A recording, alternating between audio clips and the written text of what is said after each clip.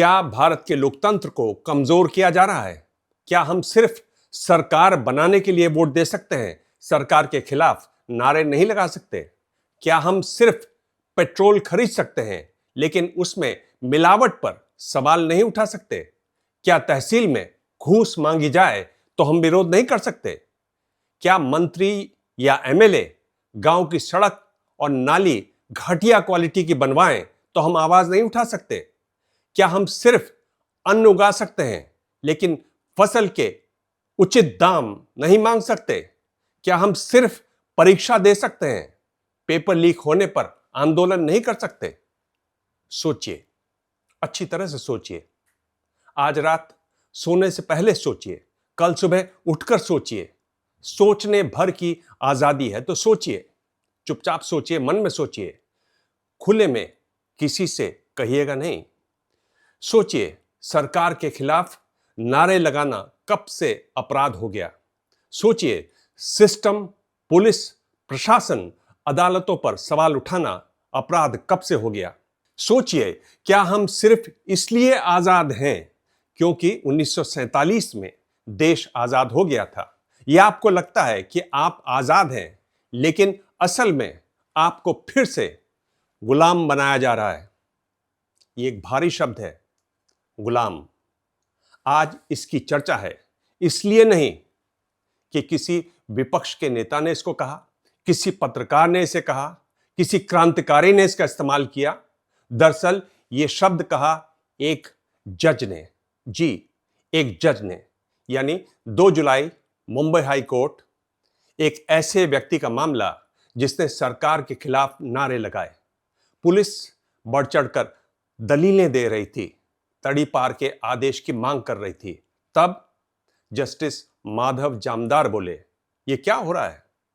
सभी नागरिकों को भारत सरकार का गुलाम बनाया जा रहा है। वो विरोध नहीं कर सकते, आंदोलन नहीं कर सकते।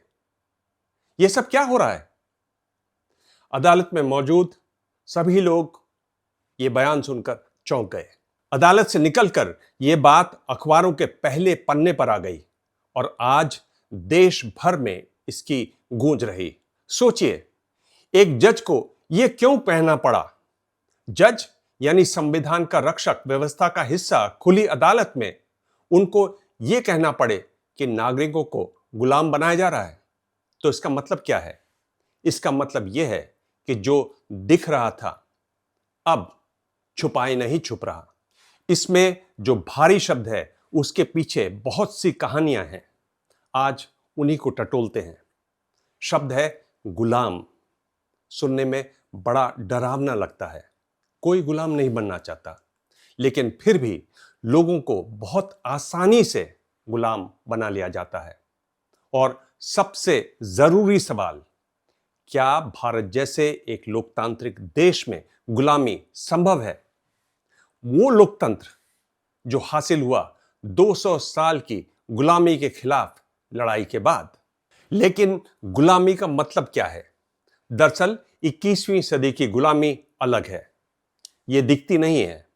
अब आप वोट डालते हैं, सरकार चुनते हैं, दफ्तर जाते हैं, शॉपिंग करते हैं, लगता है कि हम गुलाम कहाँ हैं, हम तो आजाद हैं, सब कुछ तो अपनी मर्जी से कर रहे हैं।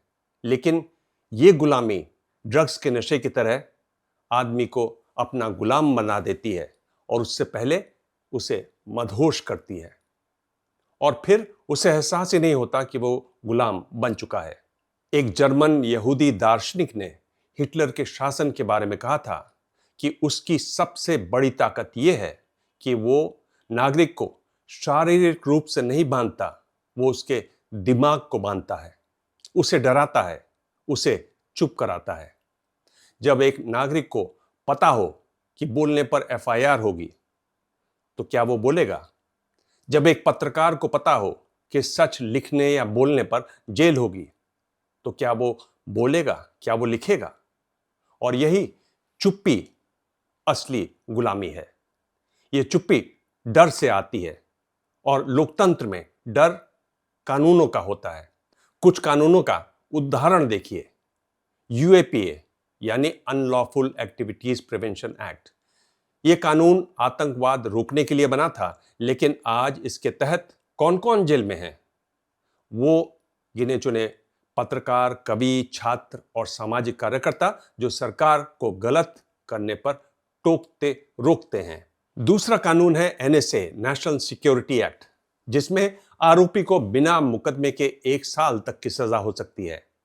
एफआईआर की भी जरूरत नहीं, चार्जशीट की भी नहीं, और बेल भूल जाइए।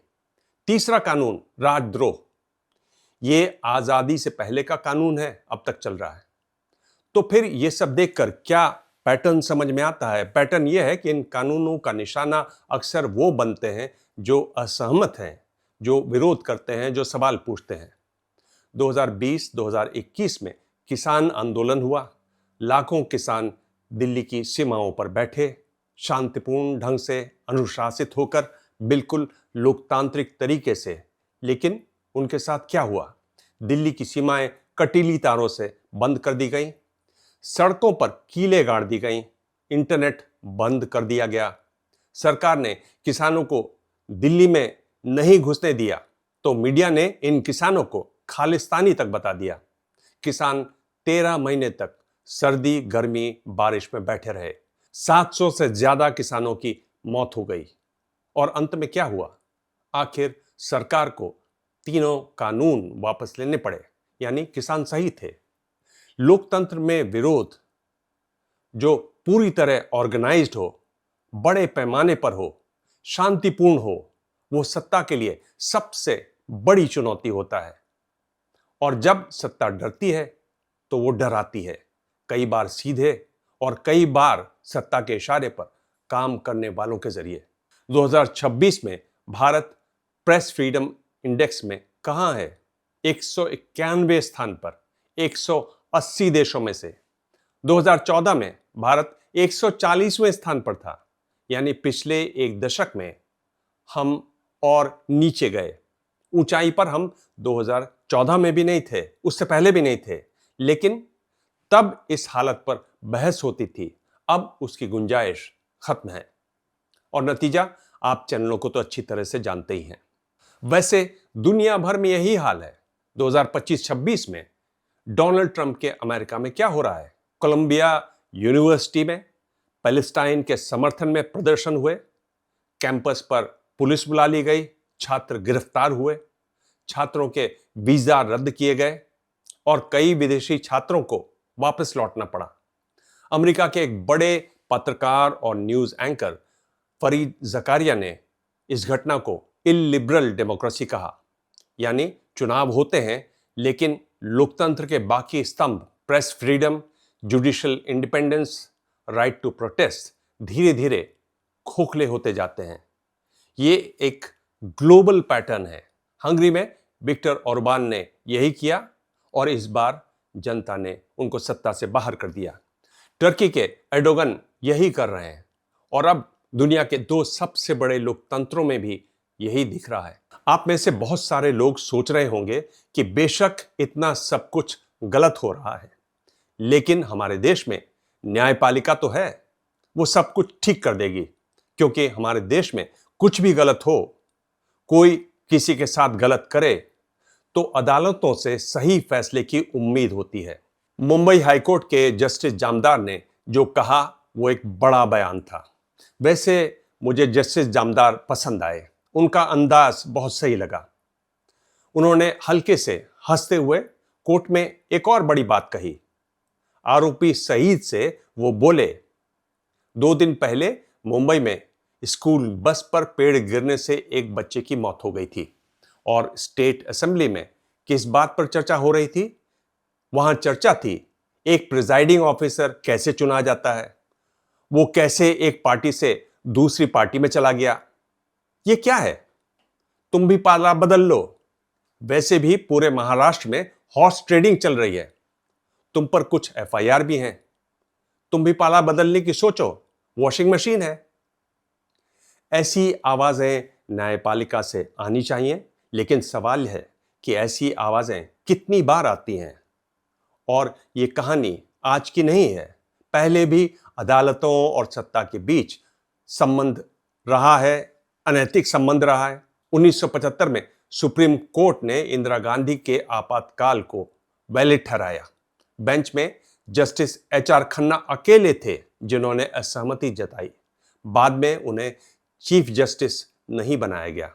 ऐसे ही 2018 में विपक्ष ने इलेक्टोरल बॉन्ड्स को कोर्ट में चुनौती दी। कोर्ट ने 2024 में असंवैधानिक माना इसको, लेकिन तब तक पार्टियों को करोड़ों अरबों रुपए बड़े बड़े उद्योगपतियों से मिल चुके थे। किसने कितना दिया, ईडी सीबीआई रेड से पहले, रेड के बाद में, यह सब आज लोगों के सामने है। पर सोचिए कि न्यायपालिका कब चुप रहती है।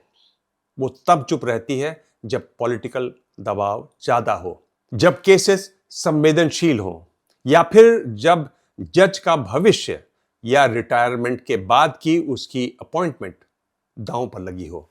यह न्यायपालिका की आलोचना नहीं है, ये एक सवाल है, क्योंकि जब कार्यपालिका बेलगाम हो जाती है, विधायिका रबर स्टैंप बन जाती है, तो अंतिम उम्मीद न्यायपालिका से ही होती है। और जब वो भी आंखें मूंद ले तो आम नागरिक कहां जाए। हां, लोकतंत्र में अपोजिशन यानी विपक्ष होता है। विपक्ष लोकतंत्र की बुराई नहीं है, विपक्ष लोकतंत्र की शर्त है, लोकतंत्र की जरूरत है। लेकिन अब जैसा हमारा विपक्ष आज है, जैसी उसकी सक्रियता है, उस पर किसी और वीडियो में बात होगी। वो भी एक बहुत दर्दनाक कहानी है।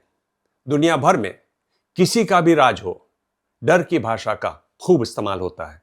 डर एफआईआर का, ईडी का, आईटी रेड का, जेल का, लाइसेंस कैंसिल होने का, बुलडोजर का, इंस्टाग्राम अकाउंट डिलीट हो जाने का।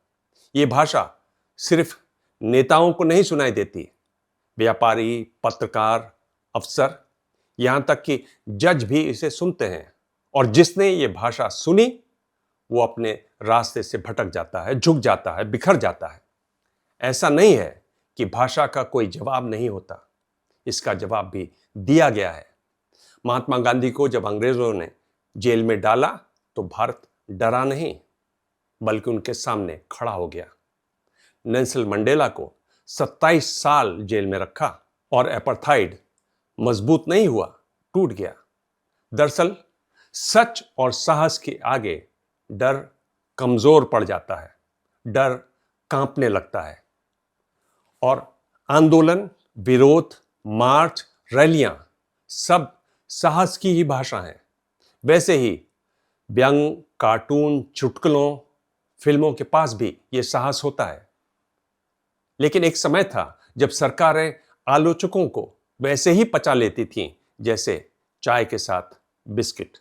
1949 में मशहूर कार्टूनिस्ट केशव शंकर पिल्ले ने कांग्रेस के घोड़े की सवारी करते हुए पंडित जवाहरलाल नेहरू को एक गधे, टट्टू के रूप में चित्रित किया था।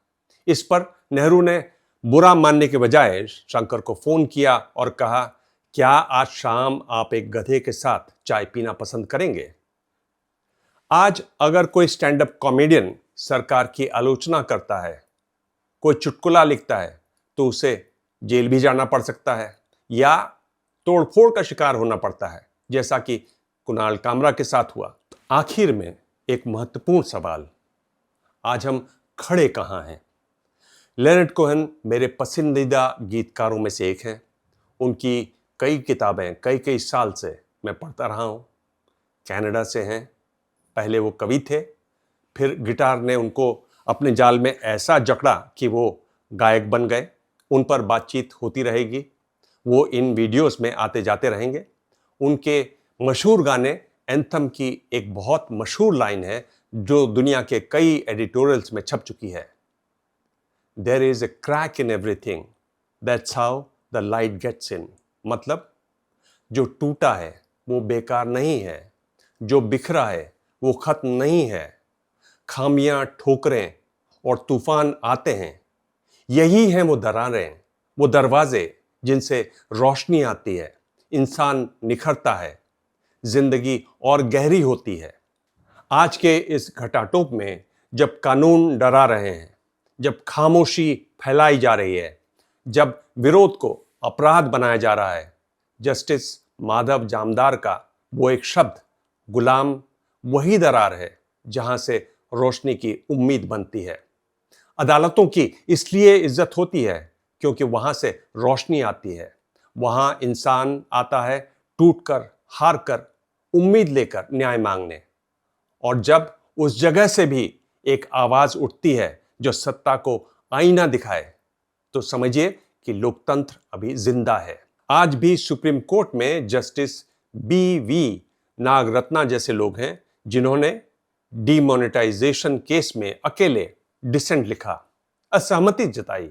नोटबंदी वाले मामले में सिस्टम के अंदर रहकर सिस्टम को चुनौती दी।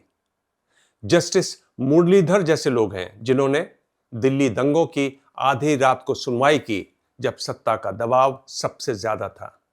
ये वही लोग हैं जो उम्मीद पैदा करते हैं। उम्मीद इसलिए जरूरी है क्योंकि उसी से हौसला जन्म लेता है और हौसले से आवाजें उठती हैं। लोकतांत्रिक समाज में विरोध करना, बहस करना, नारे लगाना सिर्फ अधिकार नहीं है, जिम्मेदारी है। क्योंकि जब नागरिक चुप हो जाता है तब सत्ता निरंकुश हो जाती है। आज सरकारें चाहती हैं भयावह खामोशी, एक ऐसी शांति जो दिखती तो है पर जिसमें इंसान मरा हुआ होता है। कवि पाश ने कहा था, बहुत खतरनाक होता है मुर्दा शांति से भर जाना। यही सच है। मुर्दा शांति लोकतंत्र का अंत है, जिंदा आवाज उसकी रूह है।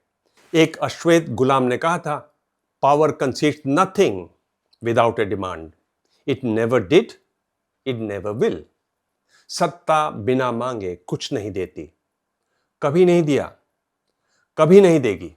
इसलिए मांगिए, बोलिए, सवाल कीजिए, क्योंकि जिस दिन सवाल बंद हुए उस दिन लोकतंत्र भी बंद हो जाएगा और गुलाम सिर्फ एक शब्द नहीं रहेगा, वो हमारी पहचान बन जाएगा। आज का ये वीडियो आपको कैसे लगा जरूर बताइएगा। आपके ढेरों संदेश आते हैं, मैं सबको पढ़ता हूं। बहुत पुराने दर्शक भी जुड़ रहे हैं, मेरे लिए सबसे खुशी की बात है। और एक और बात, अगर आपको ये वीडियो पसंद आया हो, ये चैनल पसंद आ रहा हो, तो इसके बारे में चर्चा कीजिए, लोगों से बताइए। आप बताएंगे, लोग देखेंगे, तभी और वीडियो बनाने की गुंजाइश बनी रहेगी। धन्यवाद।